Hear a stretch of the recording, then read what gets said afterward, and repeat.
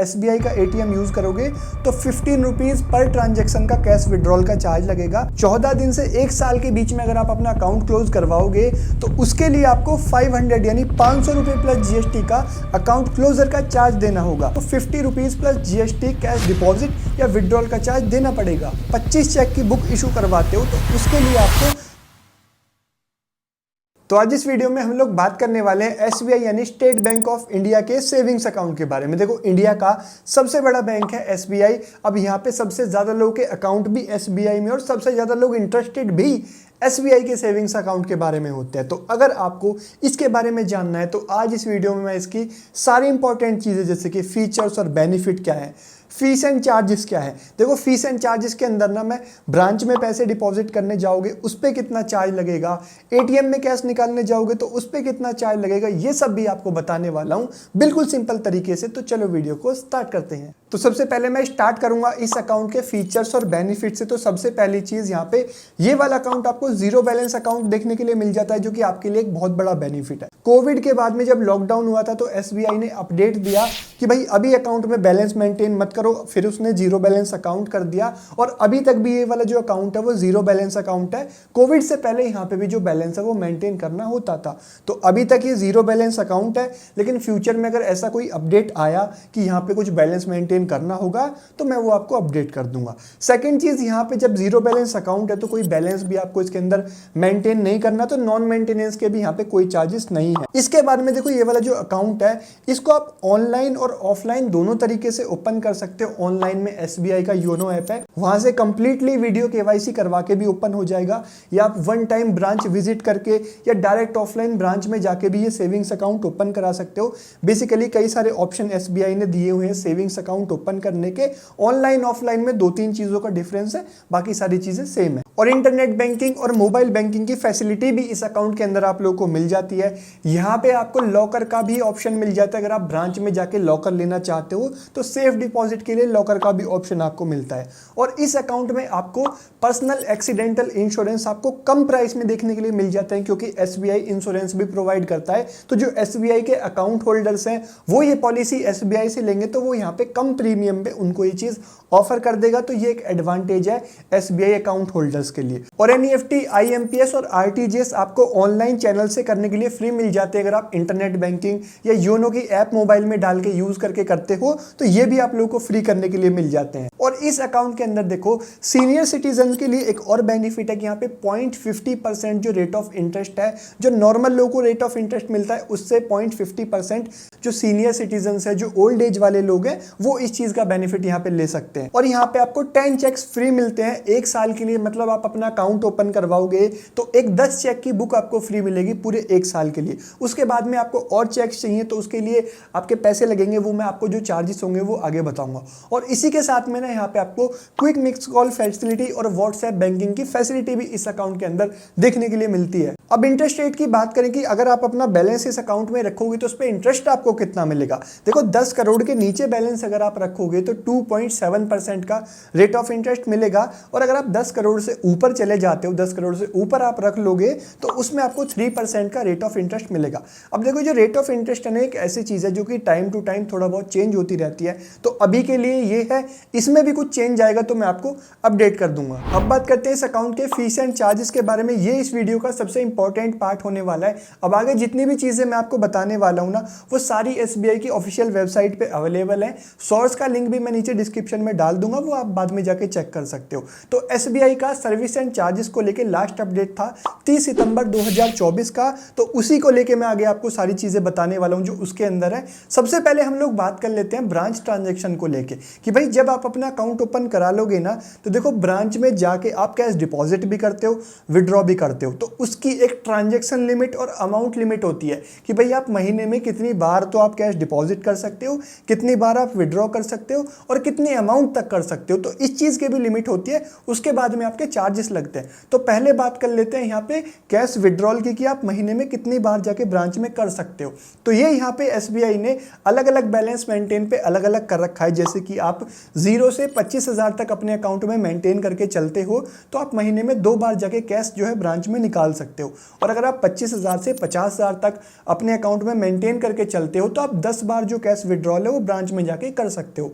और अगर आप 50,000 से 1 लाख तक जो है बैलेंस मेंटेन करके चलते हो तो 15 बार, 1 लाख से ऊपर मेंटेन करके चलते हो तो फिर अनलिमिटेड है, आप कितनी भी बार जाके ब्रांच में जो कैश विड्रॉल है वो यहाँ पे कर सकते हो। अब डिपॉजिट की बात करें तो आप ब्रांच में जाके डिपॉजिट महीने में 3 ही बार कर सकते हो। 3 बार के से ज़्यादा करोगे तो फिर आपके चार्जेस लगेंगे। चार्जेस कितने लगेंगे? तो 50 रुपीज़ प्लस जीएसटी का आपका कैश डिपॉजिट का चार्ज आपको देना पड़ेगा। और अगर आप नॉन होम ब्रांच में भी कैश डिपॉजिट कराते हो तो उसके ऊपर भी यहाँ पे कोई रेस्ट्रिक्शन नहीं है। तो ये तो हो गई अकाउंट में डिपॉजिट एंड विड्रॉल की ट्रांजेक्शन लिमिट। अभी बात कर लेते हैं अमाउंट लिमिट की कि भाई ब्रांच में जाके आप कितनी अमाउंट तक डिपॉजिट और विड्रॉ कर सकते हो। तो एक महीने में आप 2 लाख तक डिपॉजिट और 2 लाख तक विड्रॉ कर सकते हो। ऐसा नहीं है 2 लाख से ऊपर आप नहीं कर सकते, लेकिन उससे ऊपर आपके चार्जेस लगेंगे।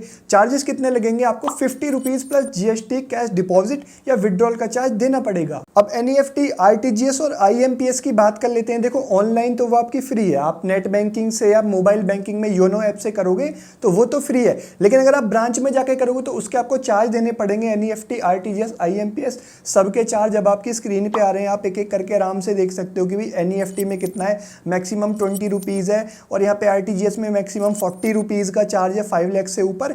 इसी तरीके से आईएमपीएस के भी मैंने सारे चार्जेस लिख रखे हैं, तो आप इसको पॉज करके पूरा आराम से पढ़ सकते हो। हम वीडियो में आगे चलते हैं। अब चेकबुक की बात कर लेते हैं। देखो एक अकाउंट होल्डर के लिए चेकबुक भी काफी इंपॉर्टेंट होती है। तो मैंने स्टार्टिंग में आपको बताया अगर आप अकाउंट ओपन करवाओगे 10 चेक की बुक तो आपको 1 साल के लिए फ्री मिलेगी। हर साल 10 चेक की बुक मिलती है। अगर मान लो आपने एक ही साल में 10 चेक की बुक यूज कर ली, आपको और चेक चाहिए तो आप उसको ब्रांच में भी चेक बुक इशू जाके करा सकते हो, नहीं तो मोबाइल ऐप आती है योनो की, उसके अंदर से भी हो जाता है। तो अगर आप 10 चेक की और बुक लेते हो तो 40 रुपीज़ प्लस जीएसटी का चार्ज देना पड़ेगा। और अगर आप 25 यानी 25 चेक की बुक इशू करवाते हो तो उसके लिए आपको 75 प्लस जीएसटी का चार्ज देना पड़ेगा। अब एक इमरजेंसी चेकबुक भी होती है, वो सभी ब्रांच इशू करते हैं कि नहीं वो कंफर्म नहीं है, लेकिन इमरजेंसी चेकबुक अगर आप ब्रांच में जाके लेते हो वहां पे मिल जाती है, तो उसके लिए आपको 10 चेक की बुक के लिए 50 रुपीज़ प्लस जीएसटी का चार्ज देना होता है। और अगर आप अकाउंट क्लोज करवाते हो तो उसके भी यहाँ पे आपको चार्जेस देने पड़ते हैं। देखो अगर आपने अकाउंट ओपन करवाया 14 डेज यानी 14 दिन के अंदर अंदर अगर आप अकाउंट बंद करवाते हो तो कोई चार्ज आपको नहीं देना पड़ेगा। और 14 दिन के बाद और 1 साल के अंदर, 14 दिन से 1 साल के बीच में अगर आप अपना अकाउंट क्लोज करवाओगे तो उसके लिए आपको 500 यानी 500 रुपये प्लस जीएसटी का अकाउंट क्लोजर का चार्ज देना होगा। या फिर आप 1 साल के बाद अपना अकाउंट क्लोज कराओगे तो फिर उसका कोई चार्ज आपको नहीं देना होगा। अब इस अकाउंट के एटीएम यानी डेबिट कार्ड के चार्जेस के बारे में बात कर लेते हैं। देखो भाई जब आप अपना अकाउंट ओपन करवाओगे तो आपको एक एटीएम कार्ड, जिसको डेबिट कार्ड भी बोलते हैं, तो वो आपको मिलेगा। तो उसकी कितनी फीस होगी और एटीएम में आप उससे कितनी बार कैश निकाल पाओगे। SBI gold international debit card है जिसकी 100 रुपीज़ प्लस जीएसटी फीस है। मैंने येलो कलर से हाईलाइट कर रखा है सारी चीज़ें। एसबीआई का ग्लोबल इंटरनेशनल डेबिट कार्ड है जिसकी 125 प्लस जीएसटी फीस है। प्लेटिनम इंटरनेशनल कार्ड की 300 प्लस जीएसटी और my card international debit card की 250 प्लस जीएसटी की जो फीस है वो होने वाली है। अब आपको जो भी कार्ड मिलता है ऑनलाइन आप अप्लाई करते हो तो उसमें ऑप्शन आता है, तो आप अपने अकॉर्डिंग चूज कर लेना। ब्रांच में जाके ओपन करवाते हो तो वहां पे पता कर लेना, फीस मैंने आपको बता दी है। अब एटीएम में जाके कितनी बार कैश विड्रॉ कर सकते हो उसके बारे में बात कर लेते हैं। देखो यहाँ पे अगर आप एसबीआई का ही एटीएम यूज करोगे तो एक महीने में 10 बार कैश विड्रॉ फ्री कर सकते हो। उसके बाद में चार्ज लगेगा, कितना लगेगा वो अभी आगे आपको बताता हूँ।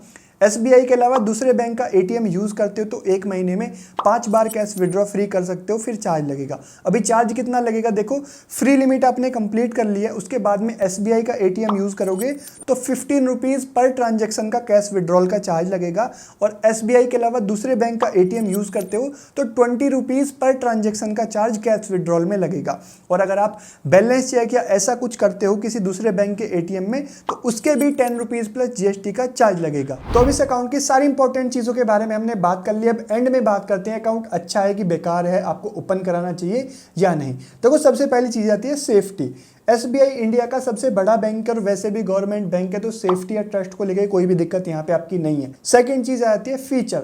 देखो आज की डेट में जितने भी मॉडर्न फीचर आपको बड़े प्राइवेट बैंक प्रोवाइड कराते हैं ना, वो सभी आपको एसबीआई भी दे देता है। जैसे कि कार्डलेस कैश विड्रॉल हो गया, या फिर मोबाइल बैंकिंग के अंदर बहुत सारे फीचर हो गए, या फिर credit card, home loan, car loan, इस तरीके की चीजें ना एसबीआई भी अपने अकाउंट होल्डर को सारी चीजें ऑफर करता है। तो फीचर्स की भी यहाँ पे कोई दिक्कत नहीं है। अब एक कंसर्न आपका हो सकता है जो कि सर्विस को लेके या फिर ब्रांच फैसिलिटी को लेके, रूरल एरियाज में वो ज़्यादा अच्छी नहीं है, तो ये एक प्रॉब्लम आपको हो सकती है। तो अगर आप रूरल एरिया में हो तो आपको ब्रांच फैसिलिटी हो सकता है ज़्यादा अच्छी ना मिले। तो अब आपको अकाउंट ओपन कराना है या नहीं।